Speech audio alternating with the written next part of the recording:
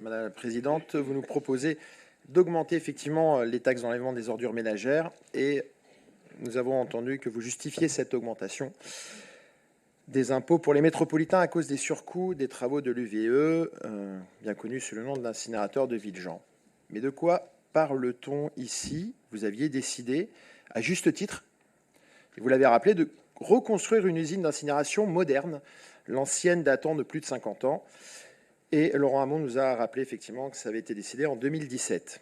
En janvier 2021, vous annonciez 18 mois de fermeture afin de créer une usine moderne. Vous vouliez, je cite, en faire un véritable outil de transition énergétique.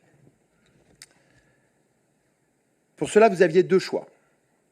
Soit de faire un appel d'offres de DSP, délégation de service public, avec un opérateur qui prend en charge la construction et l'exploitation de l'usine. Soit vous aviez la possibilité de lancer deux appels d'offres, un pour la construction de l'usine et un autre pour l'exploitation. C'est la deuxième solution technique, stratégique que vous avez choisie, c'est-à-dire les deux appels d'offres et pas de délégation de service public commune. Ce choix a une grande importance dans ce qui nous arrive aujourd'hui. D'abord, le fait que les candidats, pour répondre à une construction sèche, ne se soient pas bousculés, aurait dû vous alerter. Ensuite, dans les deux co-contractants, l'entreprise transalpine retenue ne croule pas sous les références en France pour ce type de projet. Or, lorsque l'on interroge les experts, les sachants, sur la construction d'une usine d'incinération, enfin d'unité de valorisation énergétique, ceux-ci vous disent que si c'est un gros dossier, un énorme dossier, c'est un dossier qui est maîtrisé. Construire une usine avec des ESP, des équipements sous pression, ce n'est pas neutre en réglementation, mais c'est connu, c'est maîtrisé. L'un d'eux m'a même dit, lorsqu'on construit une UVE, on n'envoie pas une fusée sur la Lune. J'espère juste, par rapport à ce que j'ai entendu tout à l'heure en réponse à mon collègue Antoine Cressard, que la technologie de l'UVE retenue n'est pas une première mondiale, sinon on est mal.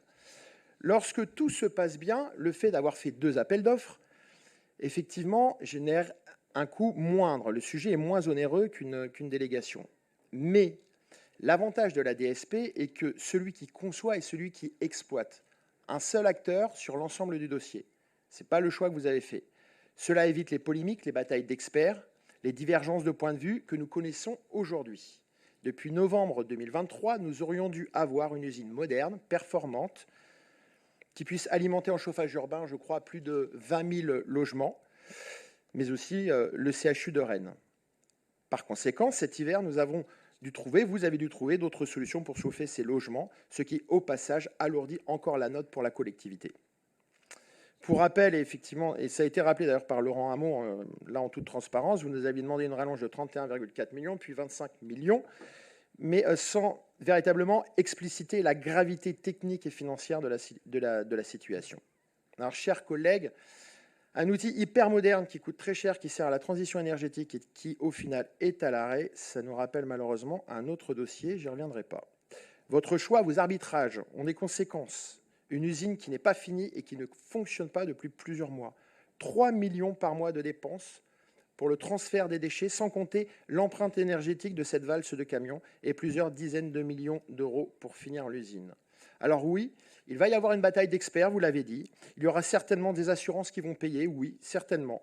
Mais il va forcément rester quelque chose à payer, puisque vous demandez aux métropolitains de mettre la main à la poche pour combler votre gestion catastrophique de ce dossier. Madame la Présidente, dans le contexte actuel, il n'y a pas de petite hausse, comme ça a été semblé montré dans le PowerPoint, pour les contribuables. Ces hausses sont désastreuses pour les métropolitains. Je vais reprendre vos propres mots quand le gouvernement avait baissé de 5 € les APL. Vous aviez dit, alors que 11 millions de Français terminent le mois avec moins de 10 €, le gouvernement doit renoncer d'urgence à cette baisse aveugle. Eh bien, je vais vous dire, sur l'exemple de ce qu'avait fait le dernier conseil de notre collègue Yannick Nadezan, j'ai repris 4 exemples. Un couple de retraités, 70 ans, de Catré de la Pommeraye. Un couple, une femme au minimum vieillesse et son mari, petite retraite d'artisan. Leur tome va passer de 230 € à 314. Un jeune homme, 28 ans, quartier de Maurepas, au RSA. Sa tome va passer de 145 à 200 €. Plus 65 € et l'autre plus 84.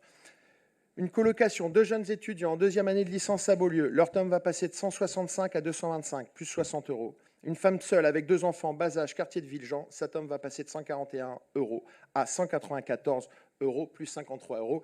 Chers collègues de la métropole, vous m'excuserez d'avoir pris des exemples exclusivement rennais. Comme vous, en 2017, je suis en colère et comme vous, je demande de renoncer en urgence à cette hausse. C'est pour toutes les Rennaises, pour tous les Rennais et les métropolitains qu'on se bat, ces personnes qui sont en difficulté et plus encore dans ce contexte d'inflation. Si vous avez un budget serré, et on l'entend, et s'il vous faut trouver des ressources, vous pouvez aussi penser aux économies. Par exemple, économiser entre 30 et 35 millions que coûteront la destruction de parking Vilaine. À la lumière des dérapages, on peut même estimer que ça sera un petit peu pire. Dans un contexte de dérapage systématique des grands projets, nous sommes nombreux à penser que vous devriez faire une pause pour le bien des finances des métropolitains. Je vous remercie.